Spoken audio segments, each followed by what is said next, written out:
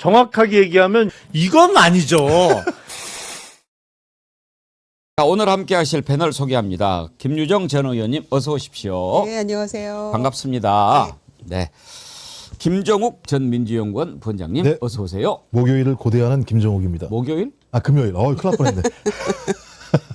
웬 목요일이 금요일 티 안 내려고 그런 거죠. 사람이 좀 실수를 할 수도 있으면 좀 살짝 넘어가 주시는 좀 어떤 아량 이런 게. 제가 오늘 광화회 먹방이라서 또 김정욱 원장님 생각이 나서 술을 사러 다녔어요. 참. 그런데 배치순을 사려고 어제 편의점에 갔는데 없더라고. 그래가지고 집 앞에 마트에 갔는데 없어요. 그 구하기가 쉽지 않더라고요. 요즘에 안 나오나? 그러니까 매치순이 아니라 매치매를 사셔야 되는 것 같아요. 순한 게 아니라 좀 매운맛을 사셨으면. 그것도 없어요. 그래서 결국은 저 다른 걸로. 근데 저게 또 달달하면서도 맛이 괜찮을 것 같아가지고 아무튼 제가 목요일 저녁부터 김종우 원장님을 생각한다는 거. 너무 감사하고요. 예. 뭐 술은 뭐든 좋다. 사람과 함께하면 더 좋다. 예. 아까 라파엘라님이 박영식 앵커님 오늘 또 성대모사 부탁드려요 그랬는데 그거 매주 하면 재미없을 수도 있어요. 아주 궁금할 때 한 번씩. 그렇지만 오늘 또 해줄지 모르죠. 박영식 스타일 대표님 어서 오세요. 네, 안녕하세요. 반갑습니다. 박영식입니다. 예. 김용남 전 의원님 부지런히 오고 계시고 자 전쟁이 언제 끝날까요? 지금 일부에서는 내일 종전 그러니까 뭐 휴전 선언을 할 거다 이런 얘기도 나오고 일단은 트럼프가 에너지 인프라 공격을 4월 6일까지 열흘 더 연장한다 그렇게 얘기를 했는데 이 말을 곧이곧대로 믿기가 참 쉽지가 않죠. 그러면서도 지금 지상군 배치 준비도 하고 있다고 하고 일단은 별로 안 먹혀요. 그리고 지금 구글도 메모리 압축 알고리즘 터보 퀀트 충격이 겹치면서 국내 증시가 급락 출발했다. 터보 퀀트가 뭐예요? 그러니까 HBM 뭐 이런 게 존재하게 되면 그 내부에서 HBM을 사용하는 그 뭐라 그러더라? 하여튼 뭐 용량을 6분의 1로 줄일 수 있다라고 하는 거예요. 메모리 이런 거 갖다가 메모리를 6분의 1로 줄이게 되면 메모리를 만들게 되는 삼성이나 하이닉스 같은 경우가 타격을 보지 않겠느냐라고 얘기가 들면서 샌디스트 그다음에 마이크론 그다음에 우리 삼성, 하이닉스 이런 데가 어제부터 주가가 이제 확 떨어지기 시작을 했는데 전문가들 얘기에 의하면 그렇게 효율화되게 되면 더 많이 메모리를 갖다가 사용할 수 있는 영역이 더 커지기 때문에 효율성 자체가 생산량을 줄이는 게 아니라 오히려 AI 산업을 더 확장할 수 있다라는 얘기들을 많이 하는데 당장 주식을 사고 파는 입장에서야 저런 얘기가 나오면 야, 주식 떨어지는 거 아니야라고 생각이 들으셔서 그걸 판매하시는 분들, 그러니까 주식을 갖다가 매도하시는 분들이 많이 계신 것 같다는 생각이 드는데 아마 저는 이런 악재가 앞으로도 계속 나올 거라고 봐요. 왜냐하면 주식은 계속 올라가게 되면 그 올라가는 것만큼에서의 나름대로 여러 가지의 어떤 바이어스 같은 게 발생할 수밖에 없기 때문에 저는 이걸 극복하는 분들이 아마 나중에는 가장 큰 주식의 수혜를 보시게 될 것 같다 이런 생각을 합니다.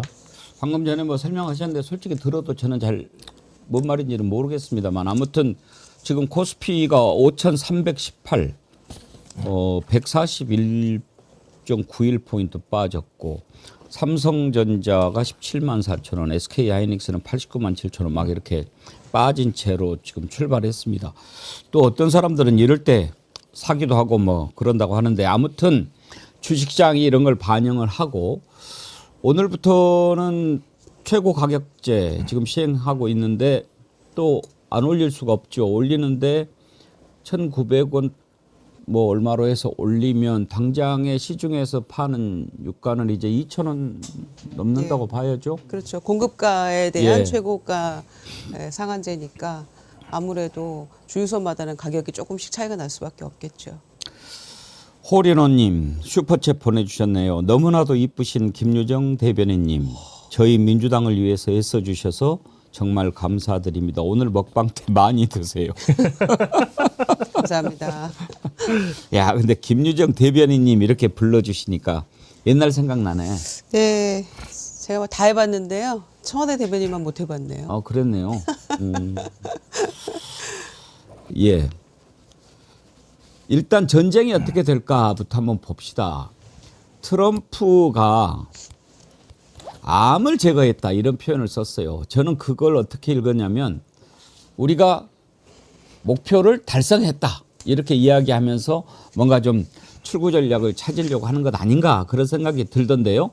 트럼프 발언 한번 들어보시죠. Short term, what we had to do is get rid of the cancer. We had to cut out the cancer. The cancer was Iran with a nuclear weapon. And we've cut it out. Now we're going to finish it off. And they are negotiating, by the way, and they want to make a deal so badly, but they're afraid to say it because they figure they'll be killed by their own people. They're also afraid they'll be killed by us. There's never been a head of a country that wanted that job less. 어때요, 박영식 앵커님? 우리 목적은 암을 제거하는 것이었다. 그런데 암이 제거됐다. 그러니 이제 뭐 전쟁 그만해도 된다. 이렇게 해야 그 논리가 정당화되는 거 아니에요? 그렇습니다. 근데 이제 뭐 연장선에 있는 발언이라고 저는 보고요. 사실은 저 암을 제거했다는 발언 뭐 이전에도 뭐 이란은 초토화됐다라는 식의 그런 발언도 등장을 했었고, 그러니까 이제 두 가지의 양날의 카드를 다 갖고 있는 것 같습니다. 그러니까 국내적으로는 트럼프가 저런 말을 하면서 사실상 이란 전쟁의 목표를 달성했기 때문에 탈출구를 고민하고 있다라는 시그널을 주면서 경제적으로 또 외교적으로 뭔가 탈출구를 마련하는 그런 모습을 보여주지만 또 이제 대외적으로 봤을 때는 이제 협상의 기술이라고 또 봐야 되겠죠. 그러니까 우리가 이란에게 어느 정도 시간적 여유를 또 주면서 우리의 목표는 당신들의 우라늄 농축 불가, 또 미사일 개발 불가 등등의 상당한 협상 조건을 이미 걸어놨으니 내가 대내적으로 선포한 암 제거에 가까우리만큼 당신들이 우리의 협상 조건을 들어줘야 된다라는 주장을 지금 트럼프가 하고 있는 것이죠. 근데 이거를 곧대로 들을 이란은 또 아니라고 보고요. 지금 트럼프가 저런 주장을 한다고 해서 이란이 그대로 수용하기는 너무 어려운 조건들이 많고, 뭐 악시오스라는 미국 매체의 보도를 보면은 뭐 조건 자체가 뭐 너댓까지가 아니라 뭐 15가지도 된다라는 이런 보도가 있어서 이 협상을 하는 그런 기간이 지금 길어지고 있고 협상이 잘 되고 있지 않기 때문에 계속적으로 트럼프 입장에서는 뭔가 협상이 마치 다 완료된 것처럼, 이미 전쟁이 다 끝난 것처럼 메시를 던지면서 협상 우위로 가져가려고 하는 하나의 전략이라고 생각됩니다. 안보 전문가 얘기를 한번 들어봅시다. 김정욱 원장님. 저 말씀하시는 거. 예. 어때요? 지금 전쟁이 끝날 가능성을 얼마나 보십니까? 저는 전쟁을 끝내야 되는 상황으로 가고 있다고 생각하는데, 예. 미국이나 이란 자체가 근데 그 전쟁을 합의할 수 있을 만한 명분을 확보하지 못한다고 생각을 하거든요. 그러니까 지금 말씀하신 것처럼 핵을 제거했다? 이건 다 거짓말이에요. 핵이 존재하지 않았는데 어떻게 핵을 제거할 수 있습니까? 예를 들면 지금 농축 우라늄 같은 경우가 지금 이란에 있다는 건데 그걸 갖고 와야 되는 거거든요. 그러면 연료 자체가 없으니까 핵무기를 만들 수 없다라고 얘기하면 맞는 건데, 그걸 하려면 지상군 특히 예를 들면 특전사 같은 경우를 투입을 해서 그걸 가지고 와야 되는데 그 작전도 시행이 안 된 상황이어서, 그러니까 트럼프는 국내 여론에 계속 몰리고 있고, 자기 지역구에서 지난 대선에서 11%나 이겼었던데 이번에는 오히려 2% 정도 역전당해가지고 패배하는 일이 벌어지게 되고, 경제 상황과 관련해서 인플레이션 압력은 되게 강화되고 있는 상황이고, 여러 가지 조건은 트럼프가 이 전쟁을 종지부를 찍는 게 맞는데, 제가 지금 제일 고민하는 게 뭐냐면, 좋아, 종지부를 찍었다고 쳐. 그럼 상황이 좋아져? 상황이 안 좋아지게 되면 11월 달 중간선거에서 어차피 못 이기는 거 아니야? 그러면 전쟁을 어떤 형태든지 확전할 수도 있는 거 아니야? 그래서 말씀하신 것처럼 이번에 1만 명 더 파병을 할 수 있다. 증파할 수 있다, 이런 얘기가 나오는 상황이어서, 저는 제가 이쪽 중동 전문가도 아니고 안보 전문가라고 얘기하기에는 그쪽에서 손을 띄고 나온 지가 좀 됐기 때문에 정확히 알 수는 없습니다만, 지금 상황 자체가 이렇게 쉽게 종전이 될 거다라고 얘기하기 어려운 상황이다. 근데 희망은 딱 하나 있죠. 왜냐하면 5월달 미중 정상회담을 미국이 하겠다고 얘기했다라는 측면에서는 본인이 얘기했던 6주 안에 전쟁을 끝나겠다라고 하는 측면에서 지금 마무리 시점으로 가고 있다라고 하는 좋은 징표는 있습니다만 이제 그것도 손발이 맞아야 되잖아요. 이란한테 줄 게 없는 상황이고 이란도 그 부분과 관련해서 합의를 하려면 뭔가 받을 게 있어야 되는데 그게 또 없는 상황이어서 또 하나 아주 양아치 같은 나라가 하나 있지 않습니까?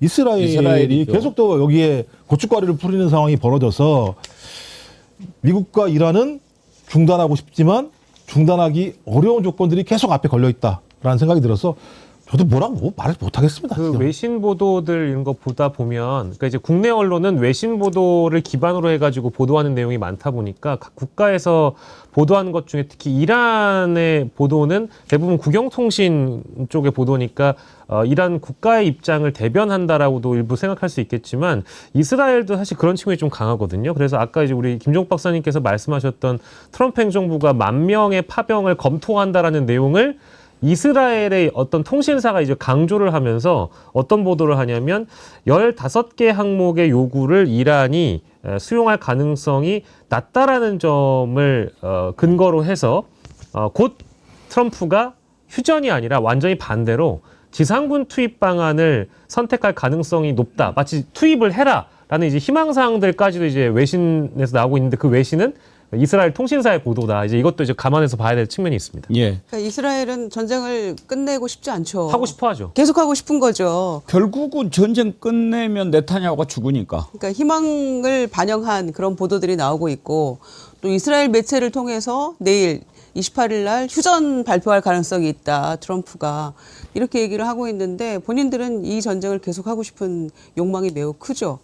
그러면서 동시에 이제 미국이 뭐 종전안을 요구를 하고 제시를 하니까 또 이란은 역으로 또 본인들의 어떤 요구를 또 5가지 이상 제시를 하고 팽팽하게 맞서고 있으면서도 트럼프는 뭐 이란하고 협상이 잘 되고 있고 거의 끝났다 이렇게 얘기를 하지만 또 이란은 논의한 바 없다. 그런데 뭐 종전 제안은 또 검토 중이다. 이렇게 얘기를 한단 말이에요. 그러니까 어떻게 보면 이란은 이 트럼프의 전술이 매우 기만적이다라고 판단을 하고 있는 거죠.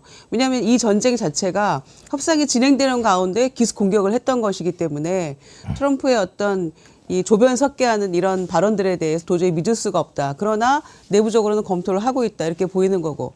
또 표면적으로는 그 트럼프가 82 공수사단인가요? 뭐 18시간이면 세계 어디든 도착할 수 있다는 그 특수 정예 부대에 대해서 배치, 1000명 배치 다 승인했다고 또 나왔잖아요. 그러니까 또 이란에서는 우리는 지금 지상전 대비해서 100만 명을 모았어. 이렇게 서로 기싸움을 하는 가운데 어찌됐건 검토는 되고 있는 것으로 보여집니다. 예. 그러니까 일단 긍정적으로만 얘기하면요. 긍정적으로만. 이거 진짜 긍정적으로만 얘기하면 15개 의사의 핵심적인 내용이 핵무기 포기랑 핵시설 해체예요. 근데 트럼프가 뭐라 그런?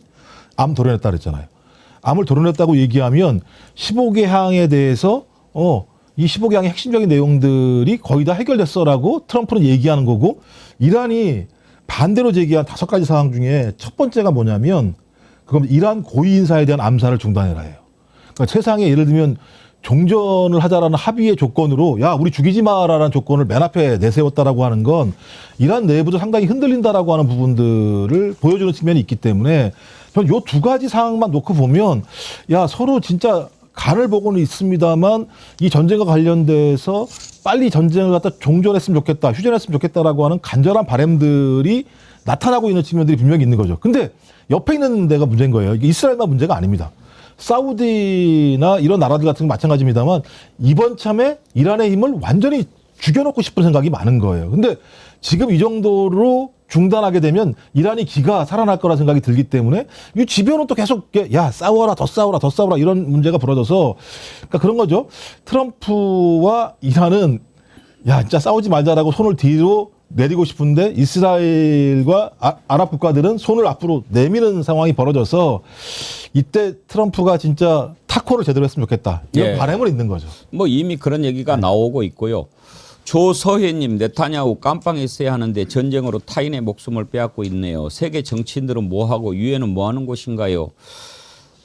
유엔을 트럼프가 없는 걸로 만들어 버렸죠. 사실 지금 이제 유엔은 아마 이번에 뭔가 재정립이 돼야 되지 않을까 그런 생각이 드는데요. 아무튼 이런 상황에서 우리로서는 유가 기름 들여오는 것 때문에 가장 큰 고통을 겪고 있습니다. 언제쯤이나 풀릴까? 지금 이제 못 들어오고 정박해 있는 배도 엄청 많고요.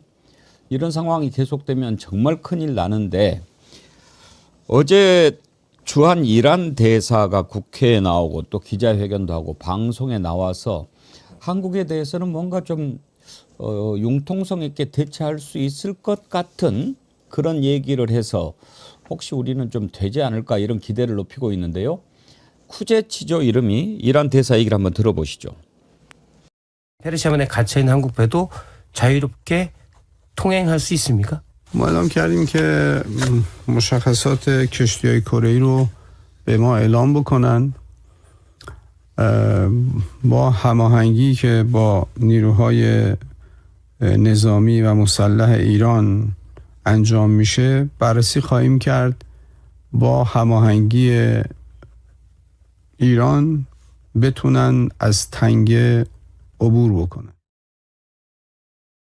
이란 대사가 아마 저렇게 기자회견하고 방송까지 출연해서 하는 것은 처음인 것 같은데 상당히 적극적으로 홍보에 나선다 그런 생각이 들더라고요. 그렇습니다. 비적대적 국가한테는 뭐 통과할 수 있도록 해줄 것처럼 우리한테는 그렇게 해줄 것처럼 뉘앙스를 풍기다가 또 아닌 것 같아요. 그래서 이란도 좀 오락가락하고 있지 않나 이런 생각이 드는데 저렇게 적극적으로 지금 이란도 소위 공중전을 하고 있다 이런 모습이 보여지고요. 특히 호르무즈 해협 같은 데는 지금 보니까 이거 길목을 누가 지키고 있나 궁금했는데 혁명수비대가 지키고 있더라고요. 네. 지키면서 이제 사실은 거의 말하자면 예전 같으면 해적단처럼 지키고 서서 누가 탔어, 뭐 들었어 이렇게 하면서 돈 내라 이렇게 하고 있는 것 같더라고요. 이제 톨게이트 만든다는 거 아닙니까? 그렇죠. 예. 길목 지킨다는 건데 30억 정도 통과하려면 돈 내야 되는 건데 이를테면 우리 선박이 지금 26대가 거기 척이. 예, 6척이 못 오고 있는 거잖아요. 그래서 우리는 좀 괜찮으려나 했는데 긍정적인 사인인 줄 알았더니 또 그것도 아닌 것 같고 미국하고 또 우리가 얘기가 되고 있으니까 그런 거는 또 안 된다라고 얘기를 하고 있고 심지어는 그 통행세뿐만 아니고 한마디로 이를테면 2차 제재하는 것 같은 그런 그 얘기도 하고 있잖아요. 그러니까 이를테면 미국이 투자한 기업에서 나오는 석유나 이런 걸 실은 배는 안 된다. 통과 못 한다. 이렇게까지 또 굉장히 강력하게 지금 또 얘기를 하고 있어서 우리 선박은 지금 외교부 장관이 이란 그 장관하고 통화도 하고 여러 가지 방법을 모색은 하고 있습니다만은 당장에 속 시원하게 해결책이 또 가시적인 성과는 보이지 않고 있는 것 같아서 이것도 또 한편 걱정이 되네요. 우리가 기대하는 것은 이란 대사가 딱 와가지고 한국은 풀어주기로 했습니다. 이렇게 하면은 뭐 딱 좋겠지만 지금 뭐 간을 보는 것 같은 뭐 그런 얘기만 하고 있는 상황이에요. 이걸 보면 이란의 최고 지도자 쪽에서 이란 대사한테 이런 지시를 내린 걸로 봐야 안 되겠습니까?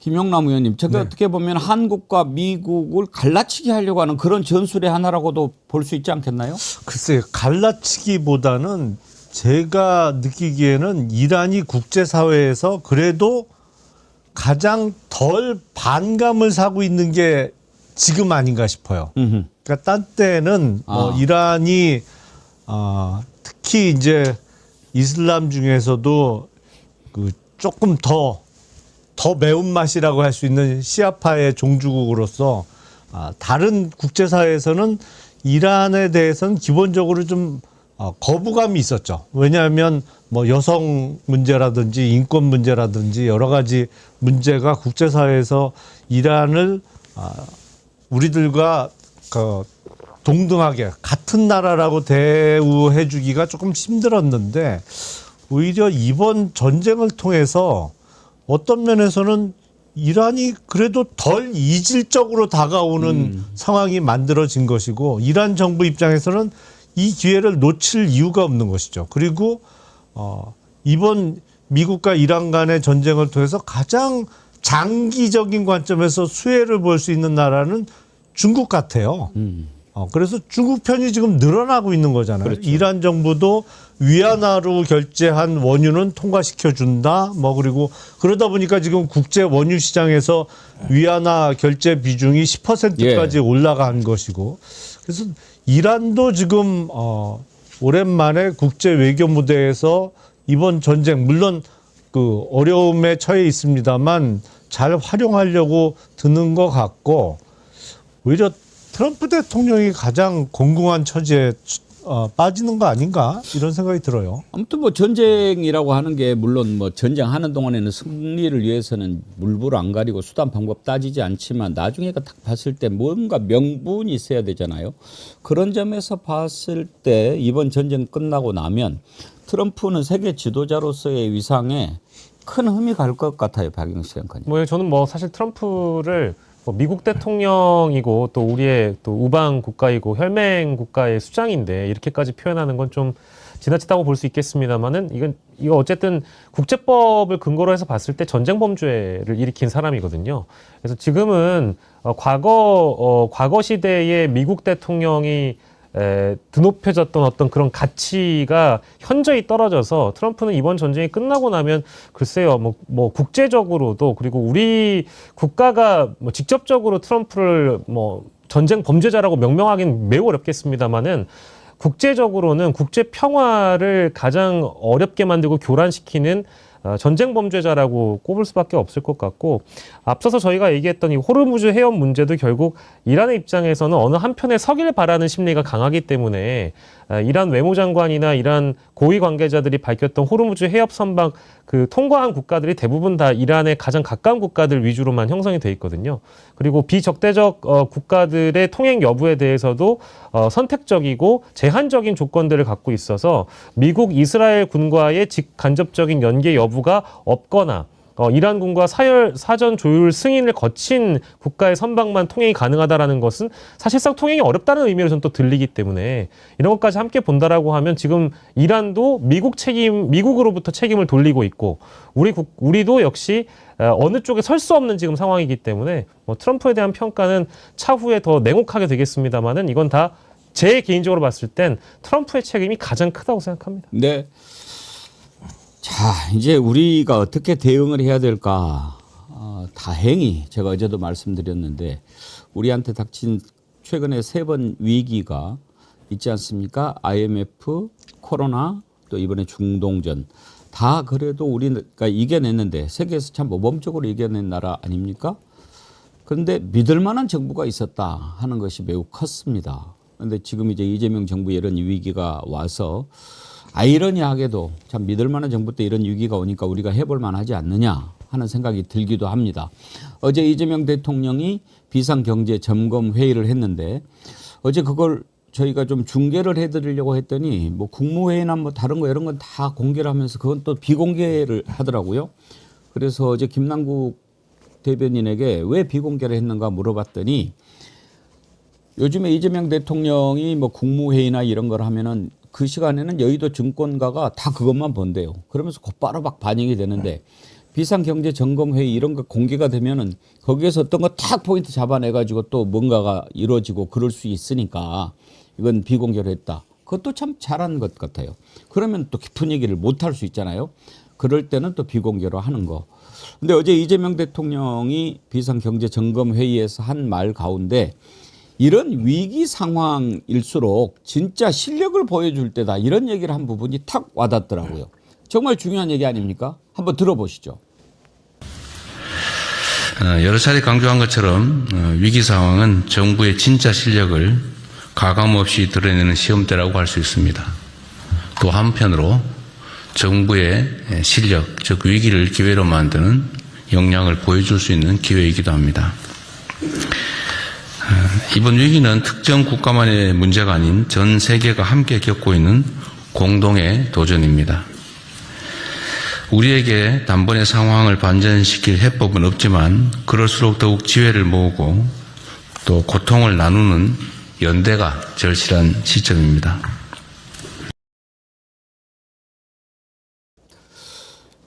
저 말을 듣는 순간 참 든든했어요. 김유정 의원님 시험을 앞두고 시험장에 들어가는데 야 너 자신 있어? 그런데 떨려요 그러는 아들하고 실력을 보여주고 오겠습니다.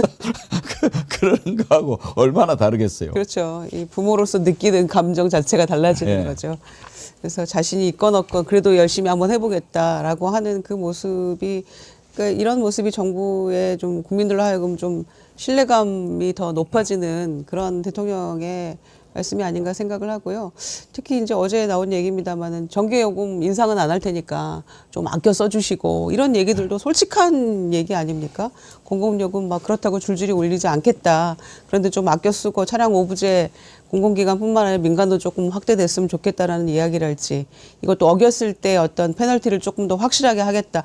그러니까 그러고 나서 보니까 공공기관은 지금도 여전히 그 전부터도 차량 오부제가 실시가 되고 있었더라고요. 그런데 안 지키는 사람이 많았던 거죠. 근데 이번에 좀 확실하게 하겠다랄지 이런 것들. 또 추경도 이번에는 조금 말하자면 좀 더 어려운 계층에게 조금 더 많이 갈 수 있도록 하는 소위 전쟁 추경에 대해서도 좀 빨리 그 국무회의 의결을 하고 나면 통과시켜달라 이런 이야기를 할지. 예. 그래서 저는 그 청와대 홍익표 정무수석이 어디 나와서 했던 이야기처럼 그게 맞다고 생각해요. 아니 전쟁을 우리가 일으킨 게 아니잖아요. 그런데 고통은 고스란히 우리가 감내할 수밖에 없는 거니까 정부에서 저렇게 자신감과 신뢰를 가지고 국민들에게 메시지를 주는 것은 굉장히 필요하다. 그리고 국민 불안을 없애기 위해서 이를테면 강훈식 비서실장이 무박 3일로 UAE 다녀와서 2,400만 배럴 원유 확보해 온 거랄지. 그러니까 불안해하는 국민들의 마음을 알고 매우 속도감 있게 움직이는 이런 모습들이 대통령 지지율이나 이런 걸로 나타나고 있는 게 아닌가 그런 생각도 합니다. 위기는요, 위험한 기회의 약자다. 그런 말이 있습니다. 위험한 기회. 그게 위기다라고 하는데 정말 이제 정부가 실력을 좀 보여줘야지요. 그러면 국민들이 야 위기를 돌파하는 리더십 이런 걸 보면서 또 든든하게 생각하지 않겠습니까? 지금까지로 봐서는 김용남 의원님 네. 이재명 대통령 리더십으로 이걸 충분히 이겨낼 수 있을 것 같다라고 하는 것을 국민들이 좀 생각하고는 것 같잖아요. 지지율도 지금 최고로 나오고 있지 않습니까? 그렇죠. 오히려 중동 전쟁이 터진 이후에 뭐 소폭이라도 지지율이 계속 오르고 있잖아요. 그래서 이번 주에 발표된 여론조사에서 국정수행 긍정평가율이 최고치를 찍은 여론조사도 나왔고 그리고 평시보다 오히려 이렇게 변동성이 클 때가 진짜 실력이 나오는 거잖아요. 평시에야 뭐 누군 못하겠어요. 어려운 상황에서 잘하는 사람이 진짜 실력이 있는 것이죠. 근데 우리가 컨트롤할 수 없는 외부 요인이 많이 생겨나고 있고 뭐 대표적인 게 국제 유가죠. 지금 기름값이 그래도 발빠르게 최고 가격제를 시행해서 지금 전쟁 발발 전하고 큰 차이를 못 느끼다가 이제는 뭐 국제 유가가 거의 2배 가까이 뛰었으니까 아마 다음 주부터는 본격적으로 시중 주유소에도 가격이 반영되기 시작할 텐데 그 정도는 또 국민들께서 다 이해해 주시지 않을까 해요. 예. 전쟁 터진 걸 어떻게 하겠나. 뭐 그래서 리터당 한 200원 더 오른다고 하더라도 그걸 대통령 책임으로는 생각 안 하시지 않을까 싶어요. 대부분. 근데 아까도 말씀드렸지만요. 정부가 실력을 보여줄 거라고 믿습니다. 그리고 실력 있는 대통령이 있으니까. 그리고 대통령이 엊그저께 회의할 때 우리가 그 장관들의 긴장된 표정, 초롱초롱한 눈망울 한번 보지 않았습니까? 해낼 겁니다. 그런데 정부 혼자서 할 수 있는 게 절대 아니죠. 김대중이라고 하는 걸출한 지도자가 있어서 IMF라고 하는 국난을 극복했지만 그때 국민들이 김대중 대통령과 정부를 믿고 자발적으로 장롱에 있던 금을 꺼내지 않았다면 그때 IMF 극복할 수 있었겠습니까? 그건 국민들이 하는 겁니다, 결국은. 그래서 제가 이 어린 소년 강력하게 외치는 바 아닙니까? 함께하면 된다고. 역시 정우리 TV의 그 슬로건이라는 거는 그 매달, 매일, 매주 써먹어도 딱 적합한 슬로건이라는 생각이 해야 들고. 돼요.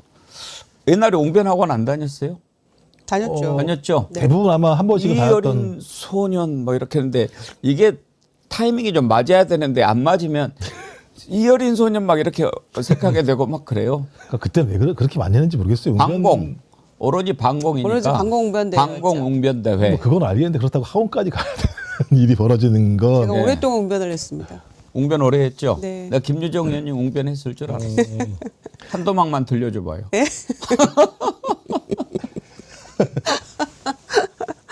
근데 이재명 정부가 좀 잘한 게 작년에 기초체력을 잘 만들어 놓은 것 같아요. 그러니까 이번에 25조 추경을 하는 것도 예를 들면 뭐 국채를 발행하지 않아도 되는 상황이니까 그러니까 법인세로 그다음에 근로소득세로 그다음에 거기다 증권거래세 같은 거로 해서 25조 정도가 있으니까 재정 건전성을 해치지 않으면서도 추경을 할 수 있을 만한 기초체력을 만들어낸 측면들이 있다라는 것 하나하고 보니까 최근에 오늘만 하더라도 1,510원까지 올라갔더라고요. 그다음에 이미 금리 같은 경우도 위로 올라가는 추세가 보인다라고 얘기가 나오는 상황이기 때문에 여러 가지 조건 자체가 국민들에게 상당히 큰 압박으로 다가올 수밖에 없고 힘이 빠질 수밖에 없고 그래서 좀 주가가 지금 계속 내려가는 이유 중에 하나도 외부 환경도 있습니다만 주식 투자자들이 좀 힘이 빠졌다는 얘기를 해요. 그러니까 너무 힘들다라는 생각이 있긴 한데 이럴 때일수록 정부가 중심을 잡아주고 위기를 극복할 수 있다라고 하는 리더십을 보여주게 되면 코로나 때도 마찬가지입니다만 문재인 대통령의 국정운영 지지율이 매우 높았던 측면이 있거든요. 위기가 되면 우리나라 국민들은 똘똘 뭉쳐서 이걸 위기를 극복할 수 있는 방향들을 만들어내는 측면들이 분명히 있어서 저는 이 위기를 넘기면 주식도 제가 볼 때는 위로 슈팅 할 거라는 생각이 들고 이래서 조금만 좀 대통령 말대로 좀 내핍 좀 견뎌내면서 이걸 극복해내면 좀 좋은 상황으로 우리가 이제 진입하지 않을까 생각이 들긴 합니다. 대통령께서 저렇게 너무 좋은 말씀 해주시고 국민들의 의기투합을 또 이렇게 요청해 주셨는데 대다수의 국민들은 아마 대통령과 같은 마음일 거라고 보고요.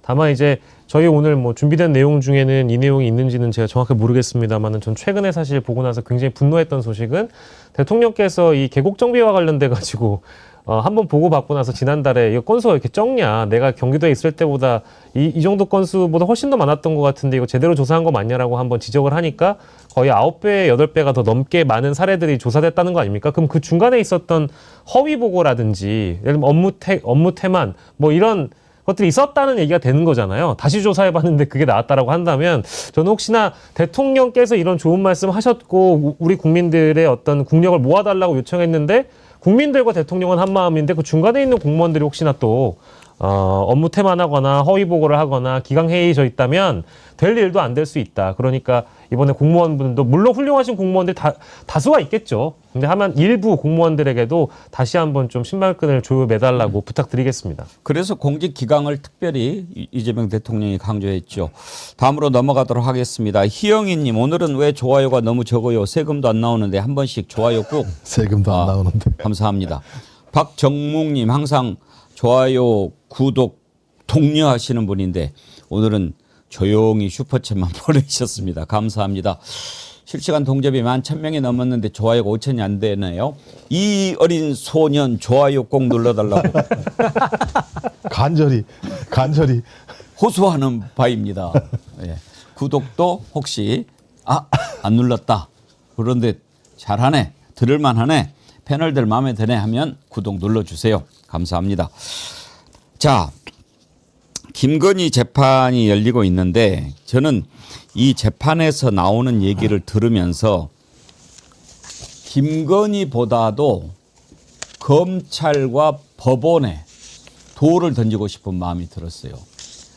어떻게 그 도이치모터스 주가 조작 그게 뻔하고 이건 뭐 누가 봐도 뻔한데 그걸 미리 다 거짓말로 만들어 놓고 이렇게 하는 거야. 알았어 이거 참고해. 이렇게 해서 말도 안 되는 조사해서 한 놈이나 또 뇌물을 주고 받은 게 드러났는데도 뻔한데도 그걸 또 뭐 이렇게 하고 한 판사나 정말 너네들은 안 되겠다 그런 생각이 듭니다. 지금 어제 서희건설 이봉관 회장이 증인으로 나와가지고 그렇게 얘기했죠. 그 이봉관 회장이 증언한 것 그 내용 한번 좀 띄워봐 주시겠어요? 뭐 했냐? 내가 그때 선물 준 거 맞다. 그러면서 이건 내가 보험용으로 줬다. 그러면 왜 그 줬냐? 김건희가 뭘 좀 하고 싶은데 괜찮은 액세서리가 없어요. 그래서 그거는 결국은 주라는 거 아니에요? 그래서 줬다라고 얘기하는 겁니다. 그런데도 이런 증언이 나오는데도 그걸 뭐 괜찮다 이렇게 보는 겁니까? 이거는 봐주려고 마음을 먹지 않으면 안 되는 거예요. 그리고 대가성이 있느냐 없느냐 청탁이라고 보기 힘들다 그런 이야기 했잖아요. 김건희가 내가 선물을 주니까 혹시 도와줄 일 없으세요? 우리 사이 좀 좋은 자리에 써주세요. 그래가지고 그자가 간 거 아니에요. 그런데 뭐 청탁이라고 볼 수가 없다느니 뭐 이런 식으로 판결을 했지 않습니까? 이것과 관련해서 그때 당시 제가 여러분 훌륭한 사람들은 여러 번 보여주려고 그러죠. 조상훈이라든지 우인성이라든지 지귀현이라든지 지귀현은 워낙 유명해져서 여러분 길에서 보시면 금방 알고 반갑게 인사할 수 있는데 우인성도 여러분 제가 자주 보여드릴 테니까 만나면 반갑게 이야기해 주세요. 네가 우인성이구나. 뭐라고 판결했습니까? 들어보십시오. 권력에 대한 금권의 접근은 다반사일 수 있습니다. 그렇기 때문에 지위가 높을수록 이를 의식적으로 경계해야 합니다. 그런데 피고인은 자신의 지위를 영리추구의 수단으로 오용하였습니다. 영부인은 대통령의 가장 가까운 곳에서 대통령에게 지대한 영향을 미칠 수 있고 대통령과 함께 나라를 대표하는 상징적인 존재입니다. 그에 걸맞은 처신이 필요하고 피고인은 금품의 수수 관련하여 금품의 전달에 관여한 주변인들에게 허위 진술을 지시하기도 하였습니다. 막 저렇게 이야기해놓고 혼내놓고 나중에는 그렇지만 이렇게 가버린 거 아니에요.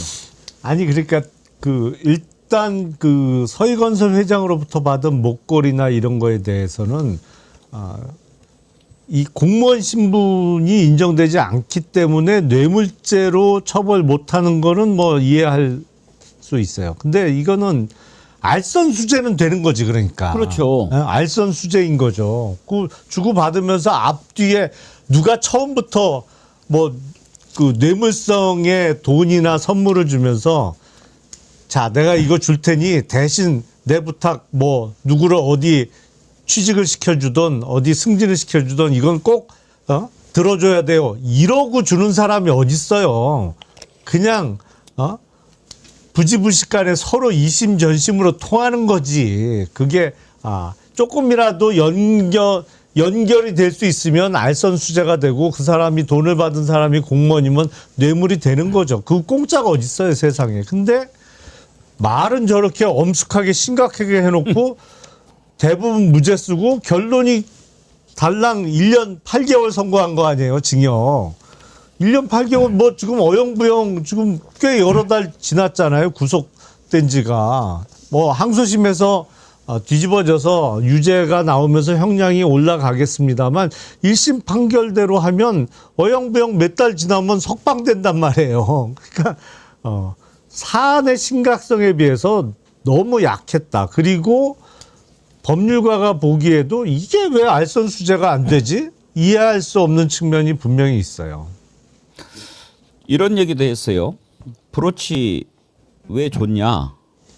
김 여사가 목걸이 고맙다고 얘기하면서 서희건설을 도와줄 수 있느냐고 그래서 분위기를 좋게 하기 위해서 내가 사위가 인수위에서 일하고 있으니까 좋은 자리 있으면 골라서 써보시죠. 왜 한 달도 안 돼서 브로치를 선물했냐? 지난번에도 받았으니까 이번에도 안 하면 혹시 서운해할까 고민을 많이 했다. 하는 게 낫다고 생각했다. 진짜 억울한 일을 당할 때 내가 연락을 하면 최소한 연락 받을 정도가 되려면 이 정도는 해야 되지 않을까 내 나름대로 판단을 했다. 회사 도와줄 거 없냐 이런 말은 누가 먼저 했냐. 피고인이 먼저 말했다. 이건 김건희가 먼저 도와줄 거 없냐 이렇게 물어봤다는 거 아니에요. 그래가지고 그 자리에 누가 갑니까? 이봉관 회장의 사위 검사 출신 박성근 총리 비서실장 한덕수 자기 입으로 이야기했어요.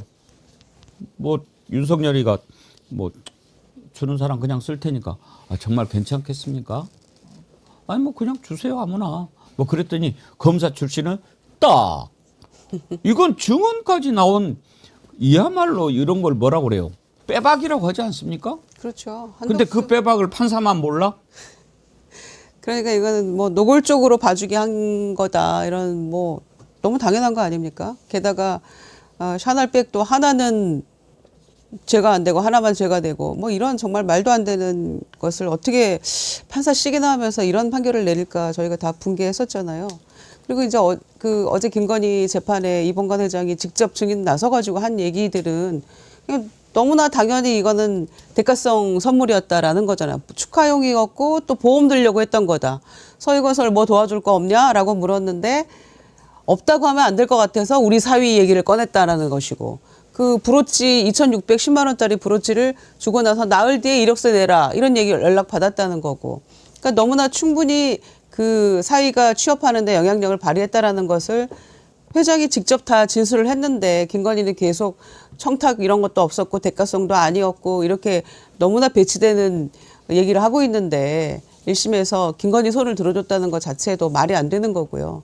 또 그 반클리프 아펠 목걸이 관련해서도 얼마나 많은 얘기가 있었습니까? 그 모델 출시도 하기 전에 가품을 홍콩에서 샀다 그러고 뭐 엄마 선물 줬다 그러고 오빠 장모 집에서 발견됐다 그러고 그거에 대해서는 뭐 또 선물을 준 거라 그러고 본인이 가짜 선물했다가 빌려서 하고 간 거라고 그러고 얼마나 구차한 얘기들로 국민들을 괴롭혔습니까? 우리가 그거를 또 얘기를 안 할 수 없는 그런 상황이었고요. 그래서 정말 지은 대로 죄를 다 받아야겠죠. 그런데 준 사람이 계속해서 명확하게 대가가 있는 것이었다라고 얘기를 하고 있기 때문에 정말 2심에서는 제대로 된 그 판결이 나오길 기대합니다. 사업, 특히 건설업 하는 사람은요.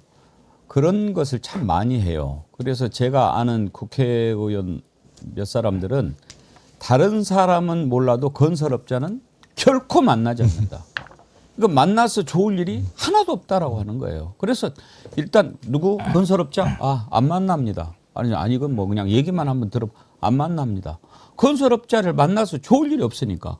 그렇죠. 건설업자들 같은 경우는 현찰이 많은 사람들이에요, 대체적으로. 그래서 건설업 하면서 옛날에는 정치인들 그런 경우들이 제가 볼 때 꽤 있었던 거로, 그러니까 저희 뭐 잡히지는 않았습니다만 건설업자들 같은 경우 차 뒤에 트렁크에다가 현찰 잔뜩 실어갖고 다니면서 정치인들 만나면서 술 한 잔 먹을 때마다 봉투 꺼내서 주고 전달하고 이런 일들이 뭐 거의 20세기 때의 말과 20세기 초반의 풍광이긴 합니다만 말씀하셨던 것처럼 다 저렇게 하는 이유는 보험을 들거나 아니면 그걸 통해서 뭔가 더 많은 이권을 얻으려고 하는 것들이 당연한 것처럼 여겼었고 그러니까 아마 앵커님 말씀하셨던 것처럼 건설업자 만나면 폭망한다라는 생각을 해서 아예 정치인들이 근처에도 오지 못하게 했었던 거로 보이는데 이제 문제는 이런 사건이 발생했으면 이런 구조를 판사들이 모르지 않았을 텐데 우인성 판사 얘기는 그런 거잖아요. 너는 큰 잘못을 했으니까 나가 놀아라 이런 얘기나 마찬가지 상황이 돼버린 거잖아요. 결론적으로. 근데 이 구조가 너무 제가 볼 때는 우리나라 한편 영화 같은 거예요.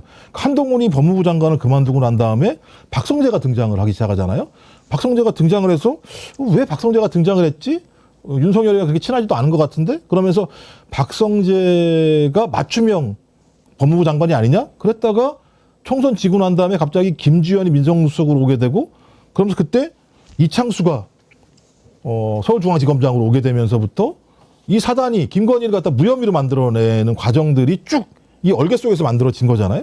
그래서 결론적으로 무혐의가 났고 정권교체가 됐기 때문에 이게 특검을 통해서 수사가 됐는데 우리 많은 국민들은 1년 8개월이 아니라 적어도 5년, 6년, 7년, 8년 정도 나올 줄 알았는데 우인성이라는 사람이 1년 8개월밖에 유죄를 때리지 않으면서 이 사건은 소위 이 행정 권력과 그다음에 검찰 권력과 그다음에 그 사법 권력 이 전체가 하나로 얽혀져 가지고 김건희라는 하나의 사람을 살려주기 위한 거대한 음모들이 벌어졌다라는 측면에서 저는 이번 특검이 이 부분과 관련해서는 집요하게 끝까지 파헤쳐서 이 본질을 밝혀낼 필요가 있다 이렇게 생각을 합니다. 그러니까 김건희 씨가 받고 있는 여러 범죄의 혐의나 뭐 이런 것들은 대부분 저는 특히 이제 뇌물에 해당하는 알선수재에 해당하는 범죄의 영역은 대부분 얼개가 비슷하다고 생각을 합니다. 그러니까 그 통일교 쪽으로 받았던 뇌물이라든지 이봉관으로부터 받았던 뇌물이라든지 우리가 알고 있는 그 시계 이름 까먹었네요. 그 서성민 씨가 등장하는 그 해당 사건과 관련된 콘스탄틴.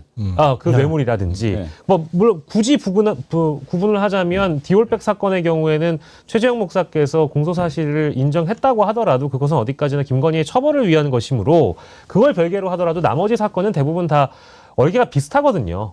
준 사람의 목적, 받은 사람의 목적, 그 안에 대가성이 있다라는 걸 모르는 국민은 없을 겁니다.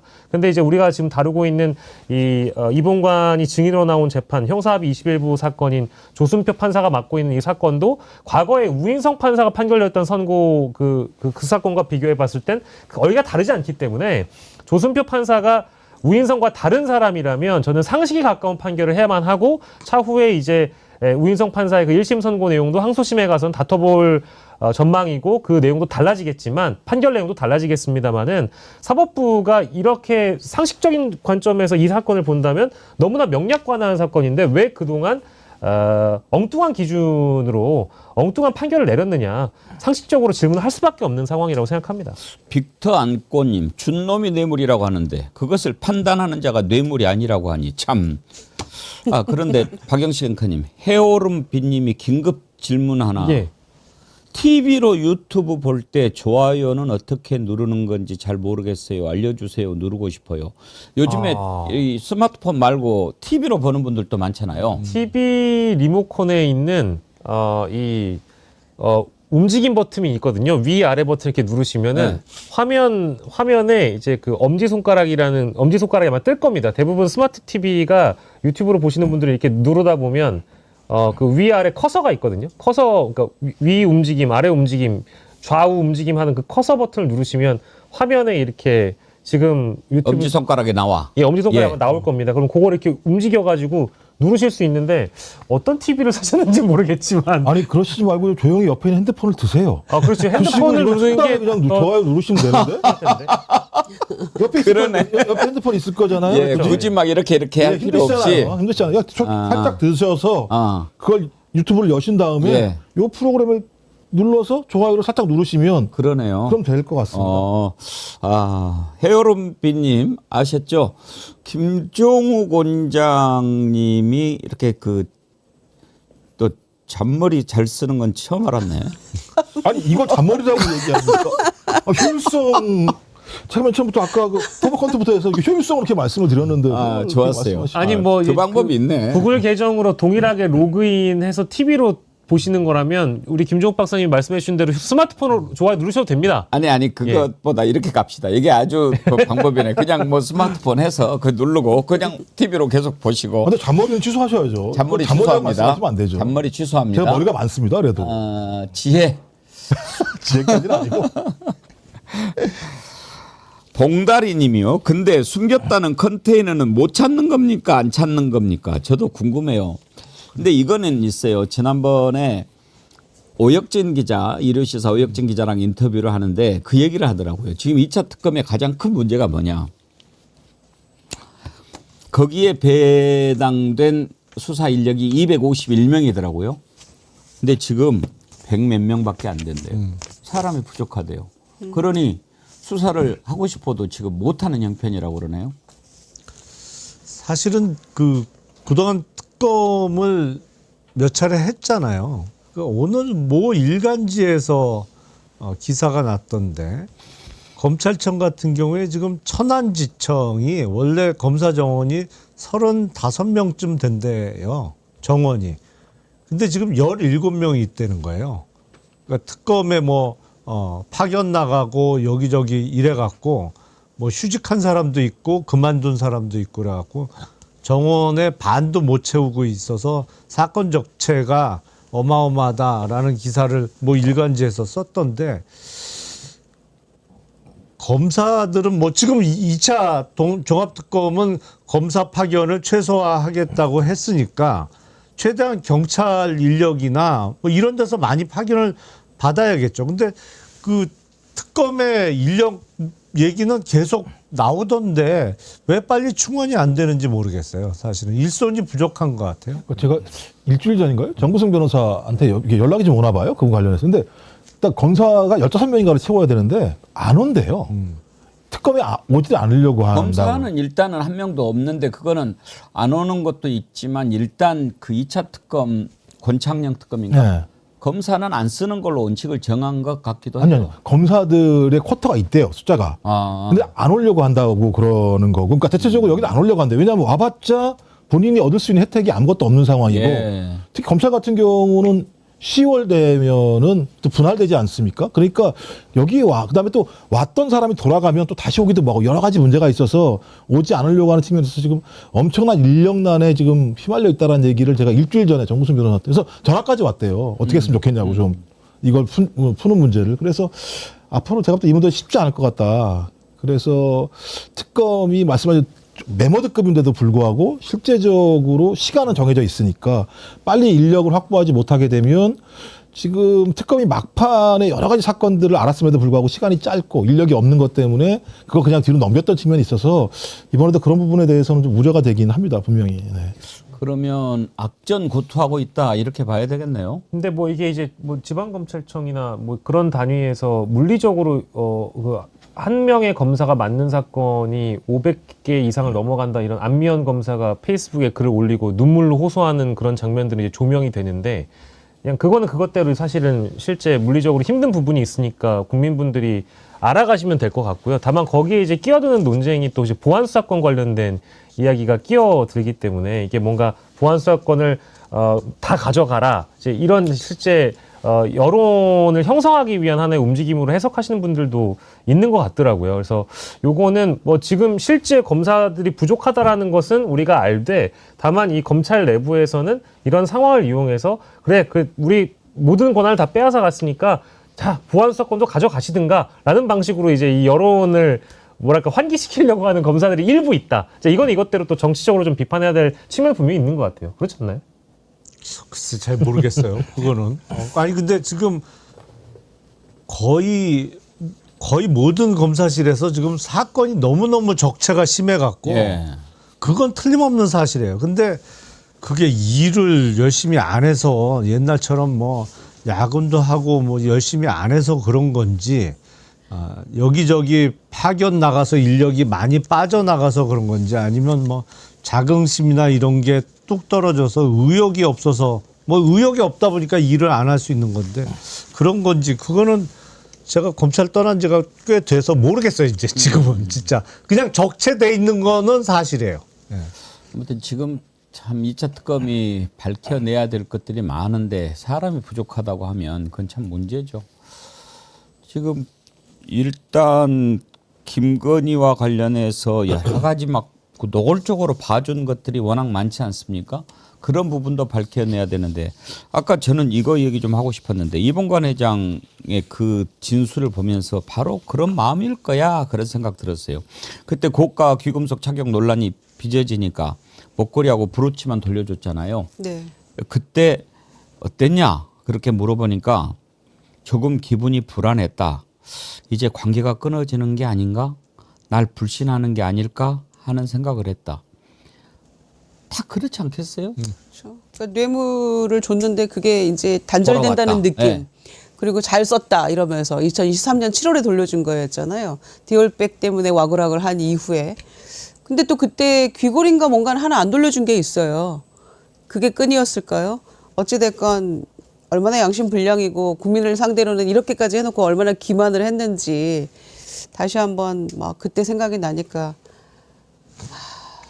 아니 서희건설 회장이 진짜 고민 많았을 것 같아요. 3개 줬는데 2개 돌려받았을 때 그러니까 이게 마음에 안 들어서 돌려주는 건가? 더 비싼 거, 더 귀한 거를 갖다 줘야 되나?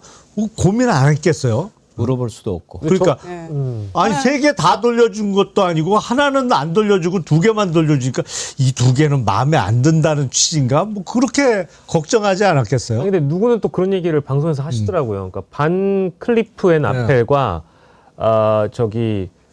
티파니 앤코 브로치는 돌려받았는데 그라프 목걸이는 반환받지 못했다는 거잖아요. 그러니까 그라프가 전 명품을 잘 몰라서 그라프가 그분 말씀은 이제 방송에서 하시는 분 말씀은 그라프가 훨씬 더 비싼 제품이기 때문에 나머지 2개를 돌려줬을 가능성도 있다. 근데 실제로 가격을 찾아보면 그렇다라면서요. 기왕이면 그라프로 세트로 맞춰서 갖고 와라. 그러니까 이제 그렇게 생각할 수 있죠. 네. 아니 근데 그라프 목걸이는 서희 아니에요. 그라프 목걸이는 네. 통일교예요. 아니 그러니까 네. 내가 차보니 네. 이거보단 이게 낫더라. 그러니까 2개 그래서 돌려줬더니 돌렸다? 그라프로 맞춰와라. 뭐 이런 취지로 충분히 생각해 볼 수 그러니까 있죠. 이제 예를 들어 정보 공유가 된다고 하면은 김건희 씨가 누구에게 어떤 브랜드의 명품을 받았는데라는 건 대충 소문이 나지 않겠습니까? 그리고 저희가 잊으면 안 되는 게 그 조찬 기도회 모임인가 그게 있잖아요. 그 기도회에 있는 분들끼리 김건희한테 내가 뭐를 갖다 줬는데 내가 어떤 자리를 받았다라는 내용이 만약 공유됐다라고 하면 그래프 목걸이가 반환이 안 됐다라는 측면에서는 김건희가 어떤 해당 브랜드를 되게 좋아하는구나. 이런 생각을 또 할 수 있다라는 거죠. 근데 그 전제는 이봉관 회장이 통일교에서 받은 그라프는 안 돌려줬다더라라는 얘기를 알았다는 전제가 있어야 되는 물론 그런 거니까. 전제가 있어야 되는 거지만 근데 이제 사실 확인은 안 되는 겁니다만 또 서희건설이 더 많은 걸 줬을 수도 있다라는 얘기가 나오기 때문에 제가 볼 때 그 세 가지만 갔을까? 이것도 제가 볼 때 저희가 좀 예를 들면 부정적으로 상황을 좀 봐야 될 거라는 생각이 들기도 해요. 그렇죠. 알려진 게 그 세 가지니까 그것도 취임 하던 그 시기에 그때 축하용으로 막 이렇게 했던 거니까 그 뒤로는 선물을 안 했을까 알려지지 않았을 뿐이지 이런 생각 다 하게 되는 거죠. 예. 다음으로 넘어갈까요? 네. 11시 58분. 오늘은 참을 수 있어요? 김정우 원장님? 뭐 좋은 게 기다리고 있는데 좋아요. 그 만명 정도 되기 전에는 안 드신대요. 그래요? 네. 그렇죠. 알겠습니다. 좋아요. 10,000명 되면. 부산이데이님. 탄탄TV는 잔머리 아닙니다. 화면을 꽉 채우는 큰 머리. 무슨 뭐 뒤에 거 안 읽으신 것처럼 얘기를 하지. 다 읽고 지금. 부산이데이님 알겠습니다. 제가 실수했습니다. 제가 크면 얼마나 크겠습니까? 인간 머리지. 화면을 가득 채운 큰 머리 뒤에 만약에 이제 운율을 좀 맞춰주시면 머리를 가득 채운 흰 머리 뭐 이렇게. 그것도 근사한데요? 네, 근데 마음대로 머리가 하세요. 멋지게 나시니까. 마음대로 하세요. 자, 지방선거 짧게 하고 또 그러면 먹방을 하죠. 어제 여론조사 전문가 두 분 모시고 우리가 백운기와 딥블루 했는데요. 김봉신 메타보이스 대표 그리고 윤희웅 어피니언스 대표 두 분 아주 말씀 잘하시대요. 그래서 정말 들을만 했는데 혹시 못 들어보신 분은 꼭 들어보세요. 그런데 이제 제가 궁금한 걸 바로바로 물어봤거든요. 대구, 서울, 부산, 경기 어떻게 될 것 같냐. 그랬더니 두 분 의견이 좀 달라요. 그러니까 윤희용 대표님은 대구에서도 민주당이 이길 수 있다. 이렇게 하는데 김봉신 대표님은 뭔가 의미 있는 표까지는 나올 수 있지만 뒤집기는 힘들 거다. 그렇게 얘기를 하더라고요. 일단 지금 김부겸 전 총리는 출마할 것 같아요. 30일이면 다음 주 월요일이네요. 이때 출마 선언할 거다. 그렇게 얘기하고 어제 정청래 대표랑 만나서 이렇게 이야기한 거 보면 일단 정치인이 그렇게 두 분이 만나는 모습 보여준다면 나온다는 얘기 아니겠어요? 김영남 의원님? 사실상 그렇죠. 네. 사실상 출마는 거의 확정된 것이고 공식적인 출마 선언을 다음 주 월요일 날 한다. 이렇게 이해하면 될 것 같습니다. 오늘 그러면 네 분한테 한번 물어봅시다. 대구가 디비질 수 있다, 어렵다. 먼저 김영남 의원님 어떻게 전망하세요? 저는 이정현, 장동혁 두 사람의 활약 덕분에 뒤집어질 수 있다라고 생각해요. 그래요? 예. 김정국 원장님은? 저는 쉽지 않을 것 같다. 어, 지금까지 상황 보면. 예. 네. 김유정 의원님은? 와 이거 진짜 어려운데 킬러 문항입니까?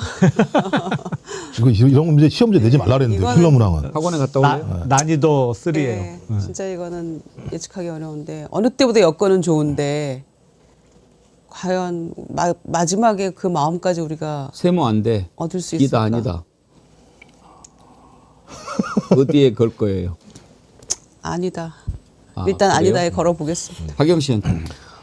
전제 조건 달아도 됩니까? 네. 주호영 아직 그 의원이 조영 나와가지고 이제 무소속으로 나오면 만약에 나오면 저는 결과는 달라질 수 있다고 좀 조용 안 나올 거예요. 보는 측면인데 조영 안 나올까요? 네. 안 나온다라고 하면 저도 사실은 저는 안 좀 나온다고 어려운 측면이 크다고 봅니다. 못 나온다고 생각합니다. 저는. 만약에 주호영 안 나오면 국힘당에서는 누가 될까요? 추경호? 뭐. 추경호? 예. 그래요? 지금 조사상으로도 1등입니다. 추경호가 두 사람 빼면. 이진숙하고 조영 빼면. 그런가요? 예. 어제 혹시 그 대구 후보들 표 있나요? 영남일보에서 보도된 예. 1대1 대결이요. 8명 다 이렇게 예. 지는 걸로 나와 그중에 있죠. 경쟁력은 최은석 후보가 가장 낮긴 합니다만은 지금 추경호 후보에 대한 공천을 확정짓기에는 뭐 좀 일부 부담이 있을 수도 있기 때문에 왜냐하면 이미 내란 전국에서 뭐 원내대표까지 했던 사람을 대구시장 공천을 주는 게 맞느냐라는 뭐 그런 이제 상식적인 생각을 한다라고 하면 공천을 주지 않겠지만 지금 국민의힘의 상황을 봤을 땐 추경호 공천 가능성이 아예 없는 것도 아니어가지고요.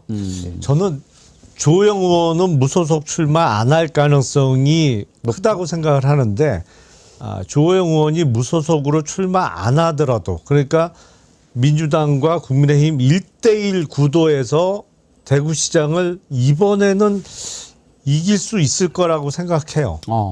근데 그냥은 안 되는 거고 예를 들어서 그런 거죠. 이제 정청래 대표가 다 해드림 센터장 하겠다고 했잖아요.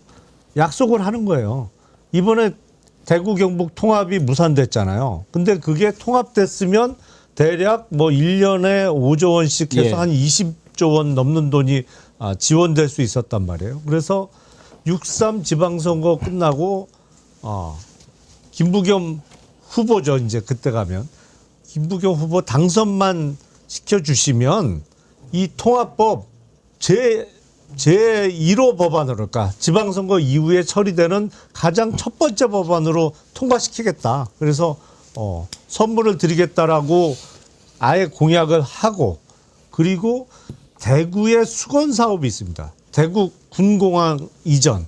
이건 이전하기로 했는데 사업 규모가 너무너무 커서 대구시 자체 재정으로 그 기부대 양여 방식의 사업을 원활하게 진행하기가 대단히 힘들어요. 중앙정부의 전폭적인 지원을 약속을 하는 거죠. 군공항 이전. 그러면 그게 한 200~300만 평의 새로운 땅이 생기는 겁니다. 대구 시내 한복판에.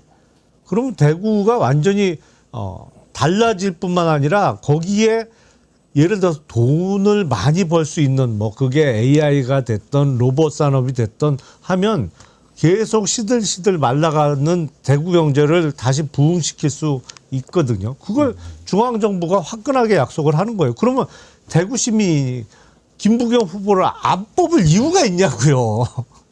예. 혹시 김부겸 전 총리가 출마해서 대구시장 선거에 나가면 김용남 의원님은 지원 유세를 하실 의향이 있으십니까? 그럼요. 가죠. 불러주시기만 하면 갑니다. 불러주기만 하면. 제가 왜 그걸 물어봤냐면 옛날 생각이 나서 그래요. 올챙이 기자 시절에 제가 특종을 하나 한 게 있어요. 예. 그런데 그게 완전히 소발의 쥐잡기 특종이었어요. 그러니까 뭔가 다 엄청난 생각을 하고 한 질문이 아니었는데 나중에 보니까 그게 엄청난 질문이었더라고. 뭐냐면 김대중 전 대통령이 이제 정계 복귀는 확실히 하지 않고 일단 돌아왔는데 영국에서 돌아와 가지고 맨 처음 한 게 지방선거 아니었습니까? 다 지방선거 해야 된다. 그래가지고 그때 처음 지방선거를 치르는데 그쪽에서 내세운 후보가 조순 서울시장 후보. 서울시장 후보를 내놨어요. 그래가지고 이제 우리가 동교동으로 이렇게 취재를 갔는데 기자들이 막 이렇게 질문을 하는데 내가 문득 궁금해서 그걸 물어봤어요. 그때는 아태평화재단 이사장인가? 네, 그러니까 정계복귀 선언하기 전이었어요. 그런데 그걸 물어봤어요. 만약에 조순 시장 출마하면 저 이사장님 지원 유세 하실 겁니까? 딱 이렇게 물어봤어요. 그랬더니 제가 하려고 생각하고 있습니다. 딱 이런 거야. 와, 근데 나는 그냥 궁금해서 그걸 물어봤는데 그날 오후에 완전히 그냥 기사가 톱으로 나온 거예요. DJ 정계복귀 선언. 그렇죠. 정치 활동하는 거 아니에요, 이제. 그렇죠. 그때 이제 정계 은퇴하고 돌아갔다가 다시 왔는데 지원 유세하겠다라고 하니까 그걸 완전히 대서특필해가지고 이제 DJ 정계복귀 선언인데 나는 그냥 궁금해서 여쭤본 거였는데. 김용남 의원님 정치 안 하신다고 말씀하셨어요?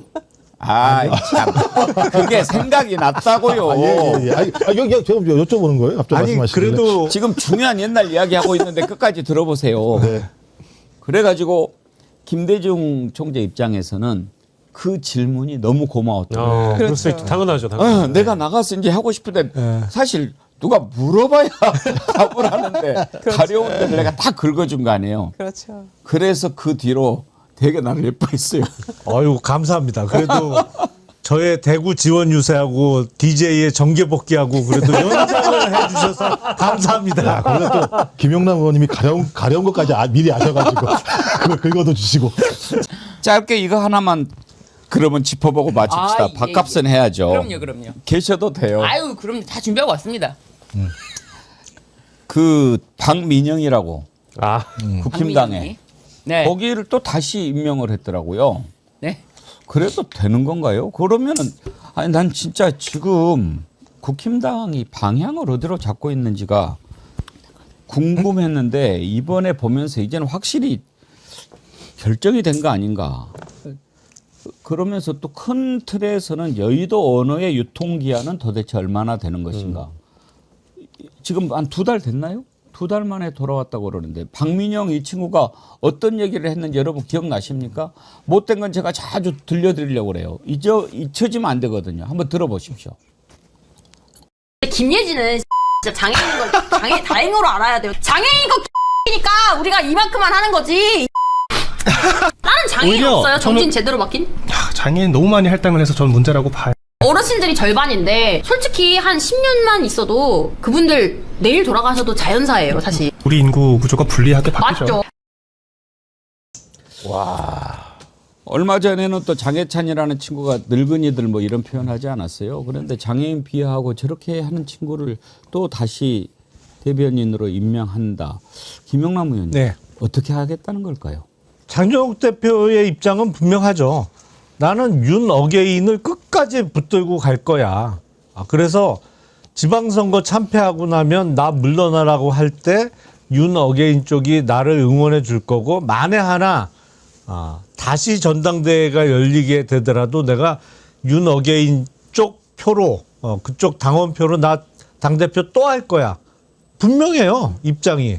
그러니까 오세훈 시장이 뭐 최소한의 요구사항 중에 하나가 뭐 장해창, 박민영 이런 사람들 인적 쇄신 하라는 거였잖아요. 근데 장해찬 전 부원장은 뭐 대법원의 확정 판결로 아웃된 것이고 사실은 중요한 인물도 아니에요. 저는 박민영은 사실 잘 몰라요. 모르는데 중요한 인물이 아니기 때문에 그 정도 요구는 충분히 들어줄 수 있는 거죠. 뭐 당대표 물러나라고 한 것도 아니고 당 사무총장을 교체하라고 요구한 것도 아니라서 대변인 여러 명 중에 한 명 그 사람 임명 안 하면 돼요. 근데 그것도 안 들어주는 거잖아 지금.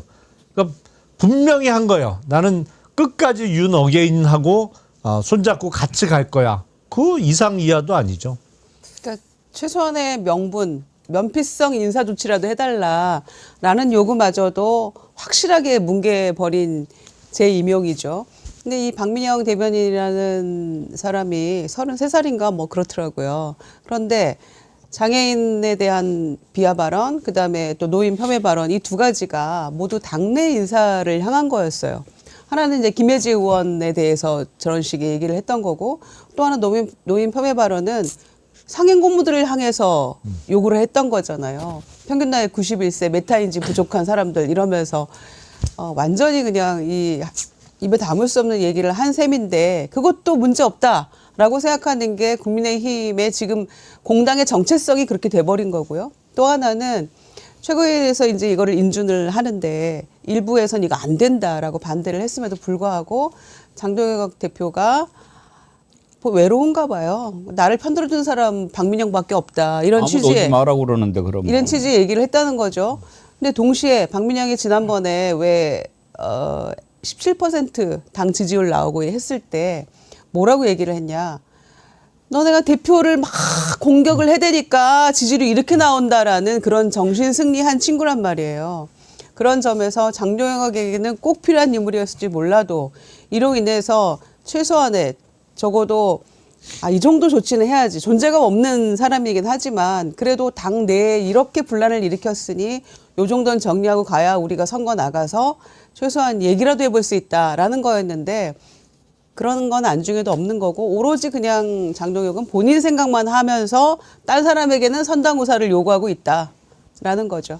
그러니까 박민영 지키기라고 보면은 안 될 것 같고요. 뭐 박민영 지키기도 맞는데 중요한 거는 더 중요한 건 싸움에서 지고 싶지 않다인 것 같아요. 그러니까 이제 언론이 비판하는 것 그리고 여당 인사들이 비판하는 것 말고 야당 쪽에 있는 친한계 인사들이나 이제 오세훈 시장 같은 분들이 이제 이런 인사들을 속아내고 걸러나라고 요구를 했기 때문에 그 요구를 들어주지 않는다라는 차원에서는 내가 지지 않겠다라는 성격이 강한 것 같고 이제 이런 분들이 대체적으로 어떤 공통점이 있냐면 김민수 최고위원이나 박민영 대변인 같은 사람들이 방송에 나와서 그 말씀하시는 걸 들어보면 전사 같은 사람이에요. 장동혁 대표가 느끼기에는. 저희같이 상식적인 사람들이 보기에는 좀 비논리적이고 비상식적이고 몰염치스럽고 이런 주장을 펼치는데도 그게 자신의 세력을 공고히 하는 데는 굉장히 도움이 되다 보니까 이런 분들을 속아내라라고 하는 친한계나 한동훈 전 대표나 오세훈 시장 같은 분들의 요구에 부응하지 않겠다라는 버티기이자 지지 않겠다라는 싸움이겠죠. 그런 식으로 저는 인식을 그러니까 그게 어리석은 거죠. 당내 조그만 기싸움에서 안 지고 이기고 선거에서 깨지면 무슨 소용이 있냐고요. 그게. 네. 근데 단체로 이상해진 것 같아. 박형준도 그 삭발하고 그랬는데 거기 손현보 아들. 거기 아들을 선대본부장 같은 위원장 공동선대위원장. 제가 3개월 정원리집에 3개월 내내 얘기했어요. 장동혁은 가장 합리적인 판단을 하고 있는 거다. 그러니까 왜냐하면 지금 다수파가 그런 사람들이에요. 그러니까 국민의힘의 핵심적인 주류가 그런 사람들입니다. 그런 사람들이 다수파를 점하고 있어요.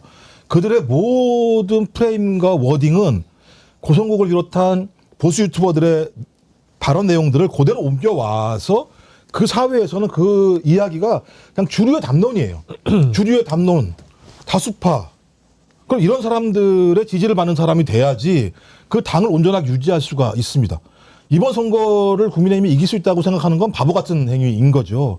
탄핵을 당하고 난 다음에 대통령의 지지율이 이렇게 높은 상황에서 첫 전국 선거에서 이길 수 없는 상황입니다. 그러면 유일하게 해야 될 게 뭡니까? 나의 당의 권한을 계속 유지하는 게 핵심이잖아요. 그러니까 장해찬이 천기를 누설했잖아요. 지방선거 지금 어떻게 합니까? 상관없습니다. 재신임 물으면 우리가 이깁니다. 라고 천기 누설을 한 것처럼 저는 장동혁과 이쪽 사람들은 뭐 말씀하신 것처럼 선거에 질 수도 있죠.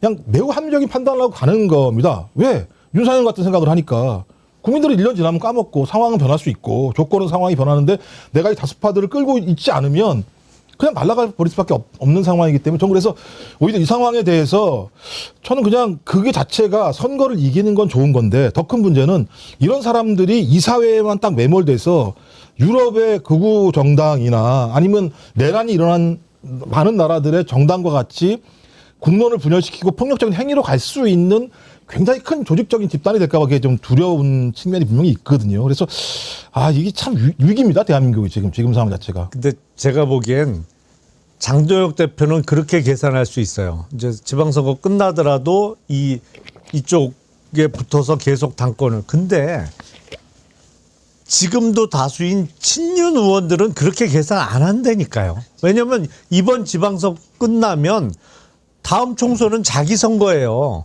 근데 친윤이 계속 그 당권을 잡더라도 다음 총선에 자기가 떨어지면 안 되는 거예요. 장동혁으로는 선거가 안 된다는 게 확인이 되면 당연히 말 바꾸죠. 그 사람을 왜 계속 대표로 옹립하겠어요. 그래서 장동혁 대표가 하나는 알고 둘은 모르는 거야. 친윤이 언제까지 자기 편 들 것 같아요. 택도 없는 소리. 저도 그 말씀 동의하는 거예요. 그러니까 장동혁이 빙의해서 그쪽 진영들은 이런 사고를 가져야지 정치를 할 수 있는 거죠. 이렇게 그렇죠. 가야지만. 그 다음 총선까지 생각하기에는 너무 먼 얘기잖아요. 지금 하루하루가 위태로운 사람들이에요. 하루하루가. 그래서 모르는 막 노인분들 막 데려가고 무료로 이발시켜준다고 해가지고 막 머리 막 삭발시키고 막 그런 짓 하는 거 아닙니까? 하루하루가 불안하다. 어떤 분은 무료 이발인 줄 알고 갔는데 다 밀어버렸다고. 그러니까요. 그분 막 화내시잖아요. 막, 야, 이거 뭐야. 나는 그냥 머리 깎아줘서 갔는데 갑자기 깎아주고 그냥 밀어버려 이러니까. 예, 오늘 여기까지 하도록 하지요. 함께 해주셔서 감사합니다. 김유정 전 의원님, 김용남 전 의원님, 박영식 앵커님, 김종욱 원장님, 그리고 스페셜 게스트 신유진 변호사님. 예, 오늘 고맙습니다. 네, 감사합니다. 예, 수고하셨습니다.